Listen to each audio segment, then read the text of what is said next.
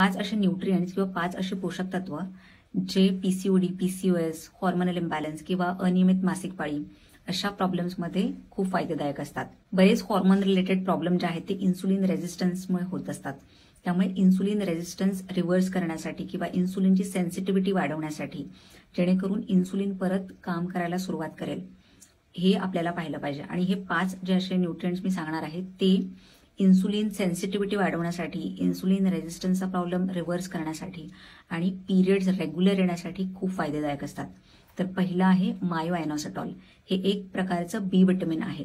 तर insulin रेझिस्टन्सचा problem ठीक करण्यासाठी खूप महत्वाचं असतं. त्यासोबतच विटामिन D3, क्रोमियम, मॅग्नेशियम आणि B12 हे सगळे 5 विटामिन्स आहेत. ते इन्सुलिन रेझिस्टन्स कमी करण्यासाठी, पिरियड्स रेग्युलर येण्यासाठी, पीसीओडी किंवा हॉर्मोनल इम्बॅलन्सचे सिम्पटम्स कमी करण्यासाठी खूप महत्वाचे असतात.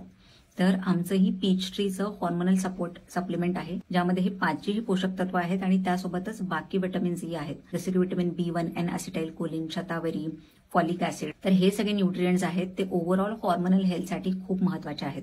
आपल्याला बऱ्याच गोष्टी खाण्यातून किंवा अन्नपदार्थातून मिळत नाही. त्यामुळे जेव्हाही हॉर्मोनल इम्बॅलन्सचा प्रॉब्लेम असेल आणि तुम्हाला न्यूट्रिएंट्सची कमतरता असेल तर हॉर्मोनल इम्बॅलन्स ठीक होत नाही. तर अशा वेळेला तुम्ही सप्लिमेंट्स घेतले तर हॉर्मोनल इम्बॅलन्सचा प्रॉब्लेम लवकर ठीक होण्यासाठी खूप फायदा होतो.